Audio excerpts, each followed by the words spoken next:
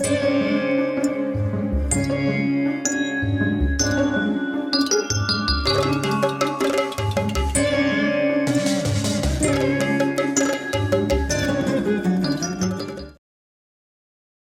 చ ప్రీణయతే చక్షుః సదా దుర్యోధనస్య సహ క్రూరోऽసౌ దుర్మతిః క్షుద్రః రాజ్యలుబ్ధో న పత్రపః. భీముణ్ణి చూస్తే దుర్యోధనుడికి ఎప్పుడు కంట నింపుగానే ఉంది, ఇష్టం లేదు అని.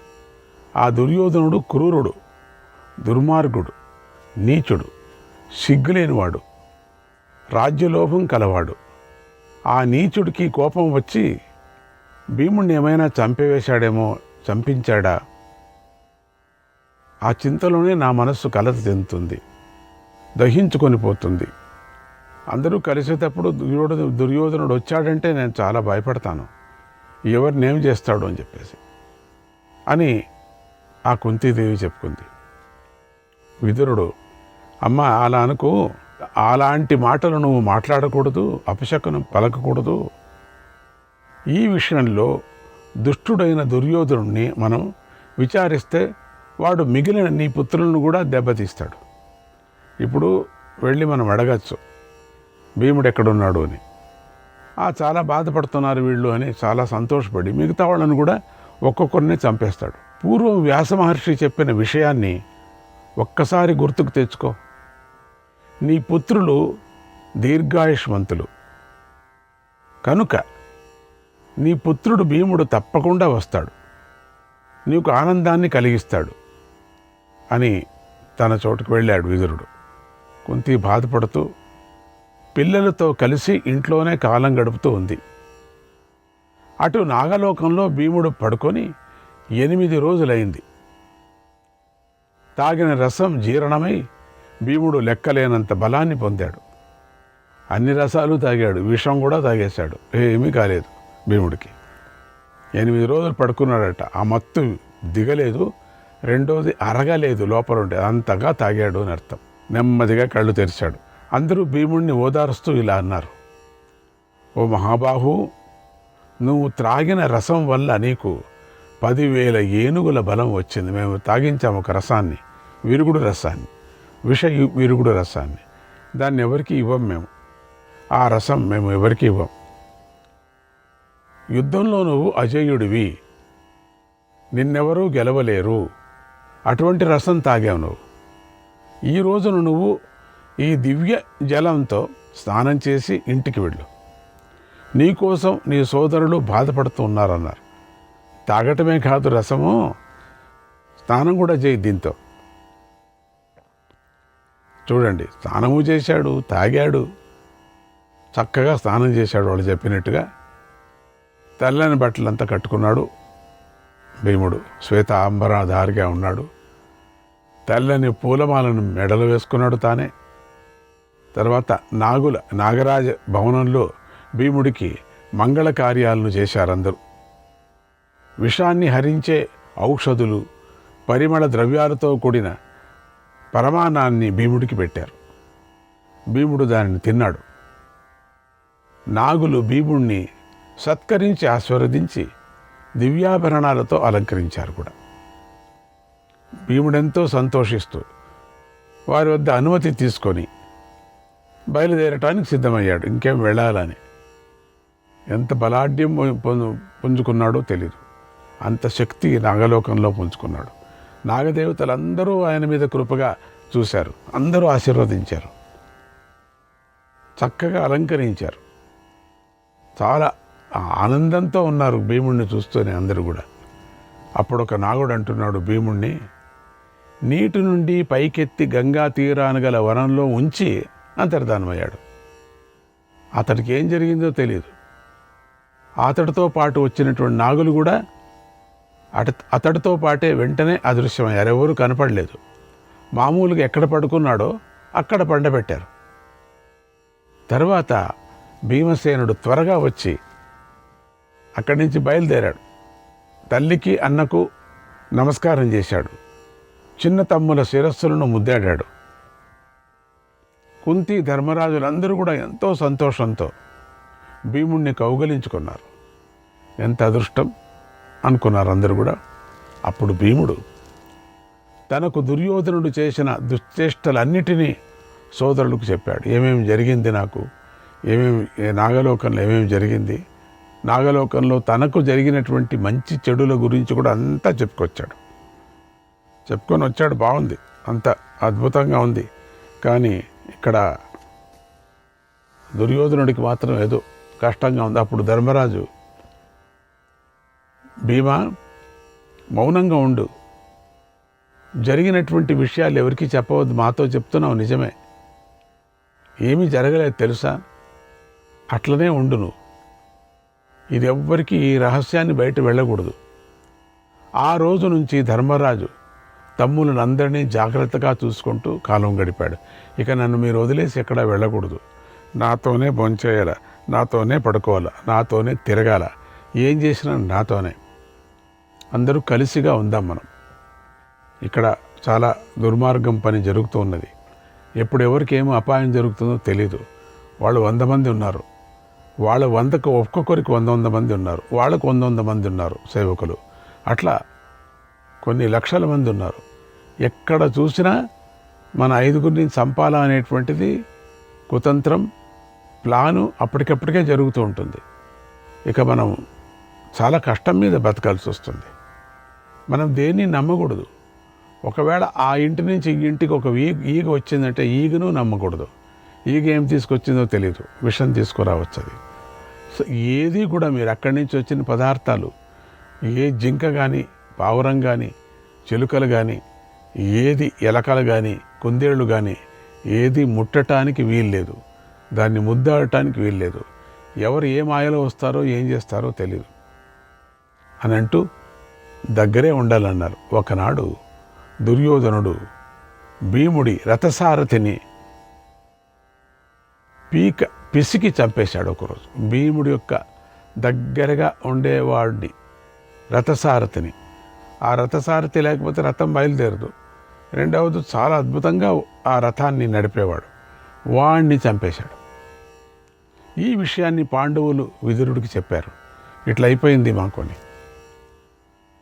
ఆయన ఆ విషయం కూడా పైకి పొక్కనివద్దండి, మౌనంగా అంతా సహించండి, ఎవరికీ చెప్పొద్దండి. రథసారథి చచ్చాడు అని, ఎట్లా చచ్చాడో అని చెప్పాల్సి వస్తుంది, చెప్తే మీకే అపాయం అవుతుంది, ఉండిపోండి ఊరికే అని సూచన చేశాడు. పాండవులు విదురుని మాట పాటించారు. ఇంకొకనాడు దుష్ట దుర్యోధనుడు భీముడు తినేటువంటి భోజన పదార్థాలతో కాలకూట విషాన్ని కల్పించాడు. అది కొత్తది, తీవ్రమైనది, విష ప్రభావాన్ని త్వరగా చూపిస్తుంది. ఆ రహస్యమైన విషయాన్ని వైశ్యపుత్రుడైనటువంటి యుయుత్సుడు పాండవులకు చెప్పాడు. యుయుత్సుడు చూస్తున్నాడు. భీముడేమి బెదరుకోకుండా దాన్ని కూడా హాయిగా తినేశాడు. ఏ వికారాన్ని పొందకుండా జీర్ణం చేసుకున్నాడు. ఎందుకంటే ఈ పాటికి అప్పుడే విషం తిన్నాడు కదా భీముడు, రసము తాగాడు కదా. ఇంకా ఏ విషము ఎక్కినా కూడా, ఏ నాగులు కరిచినా కూడా, ఏ విషము పాత్రలో వేసి కీర్లో వేసి తాగించినా కూడా భీముడికి ఏం కాదు. అది ఎవరికి తెలియదు కదా. తిన్నాడు లక్షణంగా, గారెలు బూరెల్లాగా తిన్నారు, అత్తరసాలు తిన్నాడు, తక్షణంగా తిన్నాడు. భోజనం ఆ రోజే ఎక్కువ చేశాడు. ఈరోజు అద్భుతంగా రుచిగా ఉందని అందరికీ వేరే చెప్పాడు. మళ్ళీ అడిగి ఇప్పించుకున్నాడు. విషమంతా అయిపోయింది అయినా కూడా తిన్నాడు. తినేసి జీర్ణం చేసుకున్నాడు. రాయి కూడా తింటాడు ఆయన భీముడు. వీళ్ళందరికీ షేక్ అయిపోయారు అందరూ. ఏంటి, మనము కలిపినటువంటి విషం ముద్దలుగా తింటున్నాడు, ఏమిటిది మనిషి అట్లా తింటున్నాడు, అసలు ఇక్కడికే వాసన వస్తుంది, ఆ విషం వాసన. చప్పరించుకొని తిని ఇంకా ముద్దలు పెట్టించుకుంటున్నాడు. ఇదే మనిషి అయ్యా. ఆ విషం అతి తీక్ష్ణమైనా కూడా భీముడిని కొంచెం కూడా బాధించలేదు. ఏవని తినేశాడు మొత్తం. అందరూ ఆశ్చర్యం. ఇంకా వీడు విషంతో చావడు, మనం వేరే ఏర్పాటు చేసుకోవాల్సిందే. ఇప్పుడు అర్థమైపోయింది, ఏదో విషమే మొత్తం, రక్తమంతా విషంగానే ఉంది. చూస్తే ఇంకే పాము కరిచినా చావుడు వీడు, ఏ విషం పెట్టినా చావుడు. ఇక దాన్ని మానుకుందాం, మన లిస్టులో విషం కొట్టేసేయండి. భీముడిలో ఎలాంటి మార్పు కలగలేదు, ఇంకా బాగా తిరుగుతున్నాడు. భీముడి యొక్క కడుపులో ఉరకమనే అగ్ని ఉంది. ఆ అగ్నిలో ఆ విషం పడి జీర్ణమైపోయింది. ఉరకం అనేటువంటి అగ్ని ఉంది అక్కడ, దేవతల కృప నుంచి. అగ్ని మీద పడినప్పుడు కాలిపోతుంది. మనం కూడా ఆహారం తినేటప్పుడు ఈ అనాహత చక్రం నుంచి వెళ్ళిపోవాలి కిందికి. ఎక్కువ ప్రాణాయామం చేసి, తపస్సు చేసి, ఎక్కువ ఏకాగ్రతతో, నిష్ఠతో మాటలో కానీ చేష్టల్లో కానీ మరి తమ యొక్క పనుల్లో కానీ తమ కర్తవ్య దృష్టిలో కానీ ఎవరు ఈ ప్రాణాయామాలను మొత్తం అభ్యసిస్తారో ఏండ్ల కొద్దీ, నెలల కొద్దీ, రోజుల కొద్దీ కాదు, 2 వీక్సా 3 వీక్సా కాదు, అది కోర్సు నీ చచ్చేంత వరకు చేస్తూ ఉండాలి.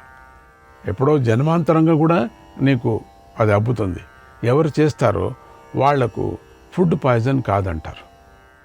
అందుకనే యోగాభ్యాసం అంటే ప్రాణాయామం, క్రియా ప్రాణాయామం, దత్తక్రియా ప్రాణాయామం, దత్తక్రియా యోగం దాంట్లో నేర్చుకుంటే మీరు ఆ ప్రాణాయామాలు వరుసగా ఇప్పుడు అన్ని చోట్ల చెప్పేస్తున్నారు. ఆ ప్రాణాయామాలు మొట్టమొదట ప్రారంభం చేసుకున్నటువంటిది, కొన్ని వేల మంది దాన్ని బెనిఫిట్ పొందారు. అటువంటి ప్రాణాయామాన్ని ఎవరు అభ్యసిస్తారో వాళ్ళకి ఫుడ్ పాయిజన్ కాదు, అది తెలుసుకోండి. కానీ అది సిద్ధించేది ఎట్లా అంటే దినము చేస్తూ ఉండాలి. ఇలా పాండవులను ఒక్క దుర్యోధనుడే కాకుండా కర్ణుడు, శకుని కూడా చంపాలని కోరుకున్నారు. వాడు దుర్యోధనుడు ఒకడే అనుకున్నాం కాదు, ఇప్పుడు వాళ్ళ జతలో శకుని చేరుకున్నాడు, మరి కర్ణుడు చేరుకున్నాడు. వీళ్ళందరూ ఒక ప్లాన్ వేసుకున్నారు. ఇంకా కొంతమంది చేరారు, వాళ్ళ పేర్లు ఎందుకో చెప్పలేదు ఇక్కడ. కొంతమంది ఒక ముఠ చేరుకొని చంపే ప్లాన్ ఒక్కటే తప్పితే వీళ్ళకి ఇంకే ప్లాను లేదు. కౌరవులకి పాండవులను చంపాలా, ఒక్కొక్కరిన చంపుకోరావాలా, వాళ్ళకు వచ్చినటువంటి వరాలు తెలియదు వీళ్ళకు, ఒక్కొక్కరిన చంపాలా అనే ప్లాను. దినము కొత్త కొత్త ప్లాన్లు వేస్తున్నారు. వారి యొక్క ఈ దుష్టోపాయాలన్నీ కూడా పాండవులకు తెలిసినా కూడా విదురుడు చేసినటువంటి సూచనలు పాటించి పాండవులు మౌనం వహించారు. విదురుడు చెప్పాడు, ఏమన్నా చేయని వాళ్ళు ఎంతన్నా చేయని, మీరు మాత్రం చలించద్దండి. ఎన్ని ఎత్తైనా వేయని వాళ్ళు మిమ్మల్ని చంపటానికి చాలా ప్లాన్లు వేస్తారు, మీరేం చావరు, జ్ఞాపకం పెట్టుకోండి. మీకు మాత్రం తెలిస్తే చాలు, వాళ్ళకి తెలియలే, చచ్చినట్టు చేసుకోండి, మీరు చచ్చినట్టుగా ఆడండి కానీ చావరు మీరు. విదురుడి ఆజ్ఞానుసారం ప్రతీకారం చేయకుండా సహనాన్ని పాటించారు. ఎన్ని హింసలు పెట్టినా వాళ్ళు ఎందుకు పెడుతున్నామని కూడా అడగలేదు. వాళ్ళు పోని అట్లీస్ట్ అడగలేదు, పోని వాళ్ళు కోపంతో చూడలేదు ఎవరు కూడా. పంచపాండవులు కానీ కుంతి కానీ అసలు చూడొచ్చు కదా, కోపంతో అది కూడా చూడలేదు. ఏ విధమైనటువంటి అనుమానం లేకోకుండా ఉన్నారు.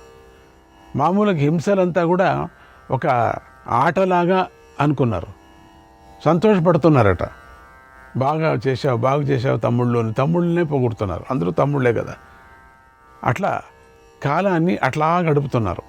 సమయం వస్తుంది, ఎప్పుడు కూడా కుండ నిండాలి కదా. పాపం కుండ నిండినప్పుడు ఎప్పుడు నిండుతుంది, బద్దలైపోతుంది. నిండేంత వరకు కష్టం. కాలాన్ని గడిపారు. ఒకనాడు ధృతరాష్ట్ర మహారాజు రాజకుమారులందరూ ఆటల వ్యవసనంలో మునిగిపోయి ఉన్నారు. అందరూ ఆటలాడుతూనే ఉన్నారు. ఇంకేం పని వాళ్ళకి? బోలెడంత ఆస్తి, మంచి వాన పడేది, మంచి మరి పంట పండేది, సమృద్ధిగా వచ్చేది, అన్నీ సమృద్ధిగా ఉంటాయి. వాళ్ళు ఇంకేం చేస్తారు? ఈ శరీరాన్ని ఒక చోట ఉండలేరు కదా. ఆటలు అనేటువంటి వ్యసనంలో మునిగిపోయి ఉన్నారు. చదువుకోవటం లేదని గమనించాడు. విద్య నేర్పించమని వారిని అందరినీ కూడా కృపాచార్యుడికి అప్పగించాడు. అప్పుడు ఆ కృపాచార్యుడు గౌతమ గోత్రీయుడు, రెల్లు పొదలో పుట్టాడు. వేదశాస్త్రాల్లో పండితుడు, గొప్పవాడు. ఆ కృపాచార్యుడిని గురువుగా చేసి కౌరవ పాండవులను ఆయనకు అప్పగించారు. ఆయన వద్ద కౌరవ పాండవులు ధనుర్వేదాన్ని నేర్చుకోసాగారు. శ్రీకృష్ణాయ పరమాత్మనే నమః. వైశంపాయన మహర్షి కౌరవ పాండవుల పుట్టుక గురించి, వారి బాల్య విశేషాలను గురించి చెప్పి, వారి విద్యా విశేషాలను తెలుపుతూ కృపాచార్యుడి పుట్టక గురించి చెప్పాడు. జనమేజయుడికి ఈ సందర్భంలో కృపాచార్యుడికి గల విశేషాన్ని తెలుసుకోవాలనేటువంటి ఆసక్తి కలిగింది. ఏ కృపాచార్యుడు వచ్చాడు ఇప్పుడు మన నాటకంలో ఎంటర్ అయ్యాడు. ఎవరు ఈయనకి ఈ పాత్ర వచ్చేసింది. ఈయన రోల్ వస్తూ ఉన్నది. రోల్ వస్తూనే ఆయన గురించి చెప్పాలి కదా, మైక్లో వచ్చి చెప్పాలి కదా. ఫలానా ఆయన ఫలానా వేషం వేసుకున్నాడు, ఫలానా అడ్రస్సు ఆయన దీన్ని చెప్పకపోతే ఎట్లా అవుతుంది? వ్యాసుడు చెప్పాలి.